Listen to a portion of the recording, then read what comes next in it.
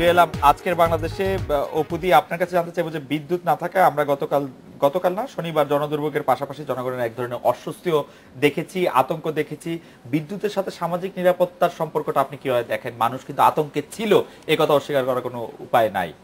এখানে আসার আগে কি একটু ওই মন্তব্যে যাব নাকি? খুব ছোট করে যদি খুব ছোট করে দেখেন, ব্যারিস্টার পারভেজ সাহেব যে কথাটি বললো যে মাননীয় প্রধানমন্ত্রী বলেছেন যে আজকে জেল হত্যা দিবস, এই জেল হত্যা দিবসে স্মরণে তিনি বক্তব্যে বলেছেন জিয়াউর রহমান এই বঙ্গ জাতির জনকের খুনিদেরকে রক্ষা করেছে, এই খুনিদেরকে প্রশ্রয় দিয়েছে। তো এটি কি মিথ্যা কথা? 15ই আগস্ট জাতির জনককে হত্যা করা হলো নির্মমভাবে, আর 20শে আগস্ট সামরিক ফরমান জারি করে জেনারেল জিয়াউর রহমান নিজেকে প্রধান সামরিক আইন প্রশাসক হিসেবে ডিক্লেয়ার দিলেন। তারপরে সেই জাতির জনকের খুনিদেরকে কি করলেন? এই খুনিদেরকে বাংলায় প্রতিষ্ঠিত করলেন, পার্লামেন্টে নিলেন, এমপি বানালেন, প্রধানমন্ত্রী বানালেন, এবং সেই ধারাবাহিকতা আজকেও চলছে। এবং সেই যুদ্ধ জাতির জনকের খুনিদেরকে নিয়ে, এই বাংলাদেশে যুদ্ধাপরাধী জঙ্গিদেরকে নিয়ে আজকে যে যুদ্ধাপরাধীদের দায় আমরা টানছি, এই যে আজকে বিচার হচ্ছে, সে সম্পূর্ণ দায় দায়িত্ব জেনারেল জিয়াউর রহমানকে নিতে হবে এবং তারপর তার স্ত্রী বেগম খালেদা জিয়াকে নিতে হবে। আর বিদ্যুতের কথা যেটি বললেন, অবশ্যই আজকে আমরা আমাদের বিল গেটস যখন বাংলাদেশের প্রশংসা করে, ডিজিটাল বাংলাদেশ এবং মোবাইল সার্ভিসে বাংলাদেশ এত এগিয়ে গেছে, এটা তো বিদ্যুতের কল্যাণে হয়েছে। বিদ্যুৎ ব্যবস্থা যদি না থাকতো, বিদ্যুতের যদি সেই আমাদের 3000 আপা, আমাদের প্রশ্নটা ছিল যে সামাজিক একটা সাংঘাতিক নিরাপত্তাহীনতার প্রসঙ্গ তুলেছে, যে মানে আলো না থাকলে, এটা তো আসলে ওই দিনের যে বাংলাদেশ বা ঢাকা কোনটা তো আসলে ডাকাতদের গ্রাম না, যে আলো না থাকলে আমরা ভাগ্য ভালো যে আমাদের কোনো কিছু হয় নাই, কিন্তু ঘটনা হচ্ছে যে আমরা আতঙ্কে ছিলাম। সে আতঙ্কটা কেন? 1977 সালে নিউ ইয়র্কে 13 এবং 14ই জুন এইরকম একটি অন্ধকারাচ্ছন্ন বা নিউ ইয়র্ক সিটি ছিল, এবং সেখানে যে 4000 শপিং মলে সেখানে লুট করে নিয়ে গেছে এবং গাড়ির সব থেকে গাড়ি নিয়ে গেছে, এবং 4500 লুণ্ঠনকারীদেরকে গ্রেপ্তার করেছে। কিন্তু আমাদের দেশে, যে বাংলাদেশে যেটা হলো, সেটা হবার পরে আমরা যে মানে এই সরকার যেটিকে মোকাবেলা করতে পারলো কোনো রকম কোনো দুর্ঘটনা ছাড়া, আমি তো মনে করি যে এটা, এবং জনগণ আসলে ওরকম ভালো, না জনগণ ভালো, অবশ্যই জনগণ ভালো, ওইরকম দুর্বৃত্তায়ন আমাদের মধ্যে নাই, এবং জনগণকেও ধন্যবাদ জানিয়েছে। এবং মাননীয় প্রধানমন্ত্রীর সাথে সাথে এই বিদ্যুতের যারা আছেন অফিসারদের নিয়ে মিটিং করে তড়িৎ গতিতে এটা যে করতে পেরেছেন, আমি তো মনে করি যে এটা সকলের প্রচেষ্টা, এবং সরকারের মন্ত্রী ফেসবুক থেকে শুরু করে নিজে গিয়ে যে কাজটা করেছেন, এবং এটা এই বিপদ থেকে যে আমরা মুক্ত হতে পেরেছি, এবং রিপোর্ট কেন হলো ঘটনাটি, সেই রিপোর্ট আমরা দেখবো যে এটার মধ্যে আসলে কেন ঘটলো। জোনায়েদ সাকি, তেল গ্যাস বিদ্যুৎ বন্দর নিয়ে আপনারা প্রেসার গ্রুপ হিসেবে মাঠে সাংঘাতিক পরিমাণ সক্রিয়। কালকে যে ঘটনাটি ঘটেছে, অনেকেই বলছেন যে এটি এক ধরনের অবহেলা থেকে হয়ে থাকতে পারে। আপনাদের বিশ্লেষণ কি, বা আপনারা এই বিষয়ে কোনো কিছু মূল্যায়ন বা পর্যবেক্ষণ করেছেন কিনা? পুরনো ইস্যুতে যাওয়া যাবে, খুব অল্প করে যদি বলেন আমাদের। আসলে এই ইস্যুতে যাওয়ার আগে একটা কথা বলি, মানে আজকে একটু আগে বিএনপিকে, মানে আপনি যে প্রশ্নগুলো করছিলেন, ব্যারিস্টার পারভেজ যে উত্তর দিচ্ছিলেন, আদালত কর্তৃক দণ্ডিত উনি মানেন বা না মানেন, এইটা মানে খুব, মানে আমি এই জিনিসটা শুনছিলাম এবং খুব বিস্মিত হচ্ছিলাম যে বাংলাদেশের বিএনপির রাজনৈতিক অবস্থা এই জায়গায় এসে দাঁড়িয়েছে যে গোলাম আজম, যিনি বাংলাদেশের রাষ্ট্রের অস্তিত্বের বিরোধিতার একটা খুবই মূর্ত প্রতীক, মানে যিনি হচ্ছেন এর প্রধান প্রতিনিধি, এবং গণহত্যায় যে সংঘটিত হয়েছে তার সহযোগিতারও একেবারে সিম্বলিক প্রতিনিধি, তার ব্যাপারে তারা একটা পজিশন নিতে পারছে না। মানে এইটা বাংলাদেশে, আমি যে কথাটা বলছিলাম যে মুক্তিযুদ্ধের বিপরীতে হাঁটা, কেবল জামাত ইসলামীকে বললে হবে না, কিন্তু বাংলাদেশের রাজনৈতিকভাবে শাসকদের যে দলগুলো, তারা কিন্তু এইভাবেই মানে বাংলাদেশের অস্তিত্বের বিরোধিতাটাকে আজকে স্বীকৃতি দিতে পর্যন্ত কুণ্ঠাবোধ করে। আর দ্বিতীয়ত যেটা মানে জেল হত্যা প্রসঙ্গে তুলেছিলেন, আমার কাছে একটা মনে হয় যে 15ই আগস্ট বঙ্গবন্ধু হত্যা থেকে শুরু করে 3রা নভেম্বর 4 নেতা হত্যাকাণ্ড, এই পুরো হত্যাকাণ্ডের পেছনে যে সামরিক কর্মকর্তারা ছিলেন, সেটা কেবলমাত্র একটা অভ্যন্তরীণ ঘটনা ছিল তা না, এর সাথে দেশি বিদেশি অনেক আন্তর্জাতিক সংযুক্তি ছিল, এবং সেই সংযুক্তির সম্ভবত একটা জায়গা এরকমই ছিল যে যারাই ক্ষমতায় আসুক না কেন, তাদেরকে একটা ছাড় দিতে হবে, তাদেরকে সেফ এক্সিট দিতে হবে। ফলে এমনকি মানে খালেদ মোশাররফ ক্ষমতায় আসার পরেও এই সেফগার্ড পাওয়ার প্রশ্নটা আসলে দেখা যাচ্ছে। যাই হোক, বিদ্যুতের প্রসঙ্গে আসি, যেটা হচ্ছে যে আমরা যে কথাটা বলেছিলাম যে আমরা কিন্তু বিদ্যুৎ উৎপাদন চাই, এবং বাংলাদেশের উন্নতির জন্য বিদ্যুৎ উৎপাদন একটা অপরিহার্য ব্যাপার, সেই প্রসঙ্গ আমরা বারবার তুলেছি, এবং সেদিক থেকে আমাদের ইতিবাচক প্রস্তাবনাগুলো আমরা দিয়েছি।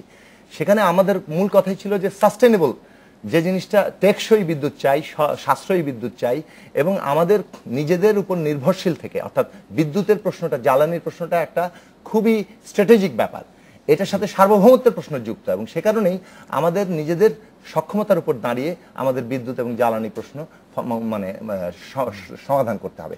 আমরা দেখছি যে প্রক্রিয়ায় বিদ্যুৎ উৎপাদন এখানে করা হচ্ছে, যেন তেন প্রক্রিয়ায়, কোনো মানে টেকসইয়ের ঠিক বিপরীত, এবং সেখানে দ্রুত মানুষের সংকটটাকে কাজে লাগিয়ে মুনাফা তৈরির একটা মানে আকাঙ্ক্ষা সেখানে মধ্যে আছে, এবং সেটা বাস্তবায়িত হয়েছে।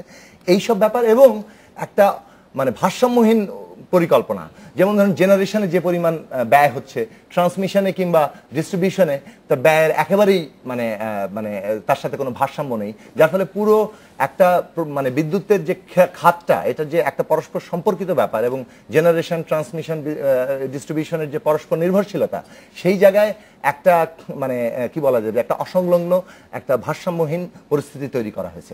তার সাথে যেভাবে আমাদের ন্যাশনাল গ্রিড যে স্থাপনার উপর আছে, কিংবা যে প্রযুক্তির উপর দাঁড়িয়ে আছে, কিংবা যে ক্ষমতার উপর দাঁড়িয়ে আছে, তার সাথে আমি যখন ক্রস বর্ডার বিদ্যুৎ আনবো, সেটা আসলে কতটুকু যায়, আপনাদের এখানেই বিভিন্ন বিশেষজ্ঞরা আলোচনা করছিলেন, সেটা যায় কিনা, এগুলো কিন্তু ঠিক মতো খতিয়ে দেখা হয় না। ফলে এমন একটা পরিস্থিতি তৈরি হয়েছে যে আমাদের বিদ্যুৎ নিরাপত্তা কিংবা জ্বালানি নিরাপত্তা আসলে এখন ভয়ানক হুমকির মুখোমুখি, যে কথাটা আমরা বারবার বলে এসেছিলাম। আজকে বাংলাদেশের মানুষ মারামারি খুনোখুনি করে নাই, এর একটা কারণ আমাদের জনগণকে ধন্যবাদ জানাতে হবে। আমাদের জনগণের মধ্যে এখনো সামাজিক যে সংযুক্তি কিংবা ঐক্যবোধ, সেটা এখনো শক্তিশালীভাবে আছে। দ্বিতীয় একটা বড় ব্যাপার, কিন্তু এত লোডশেডিং আমরা অভ্যস্ত যে আমাদের কাছে কয়েক ঘন্টার লোডশেডিং খুব বিরাট আকারে, না সন্ধ্যার পরে আপনি হিসাব করেন 12টা থেকে সন্ধ্যার পরে যে কয়েক ঘন্টা ছিল, 6 ঘন্টা, সেটা খুব বেশি বড় আকারে তাদের কাছে।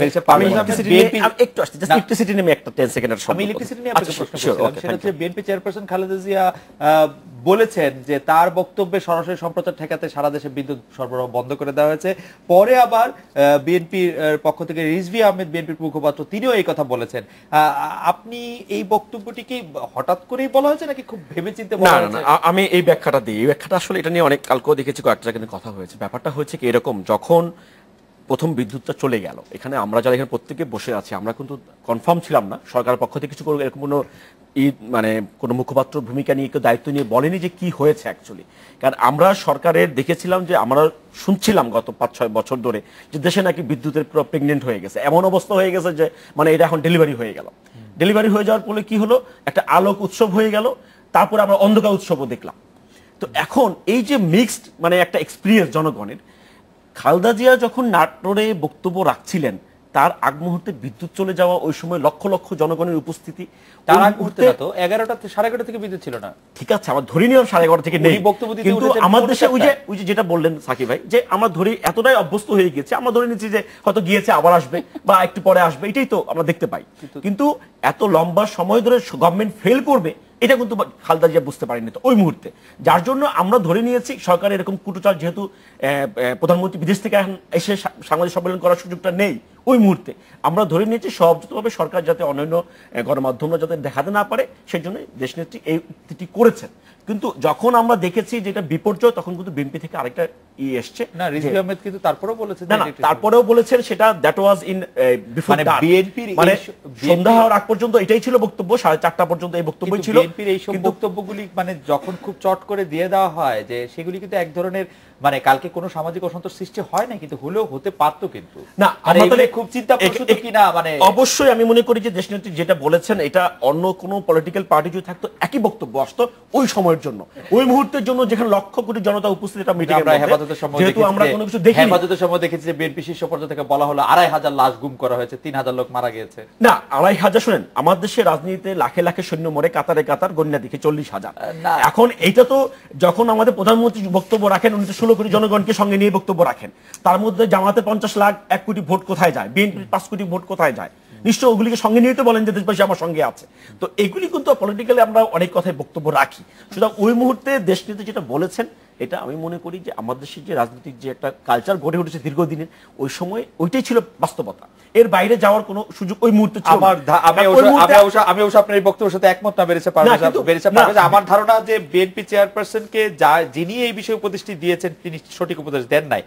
আমি একটু ব্যারিস্টার শামীম আহমেদ পাটোয়ারি আপনার কাছে কিন্তু আমার এটা একটা কথা জি আপনি ধরে নিলাম আপনার কথা অনুযায়ী যে বিএনপি চেয়ারপারসনকে যারা এই মেসেজটা কনভে করেছে তারা প্রপার মেসেজটা কনভে করে না, হয়তো ওকে হয়তো, কিন্তু উত্তরটি হচ্ছে, আমার পাল্টা প্রশ্নটি হচ্ছে, তাহলে আমরা কি সরকারের পক্ষ থেকে ইভেন ইনক্লুডিং ইউ আমরা এখানে যারা বসে আছি কেউ কি এরকম কোনো মেসেজ পেয়েছিলাম যে আমাদের একটা বড় রকমের বিপর্যয় হয়েছে, we have been waiting to try to fix it?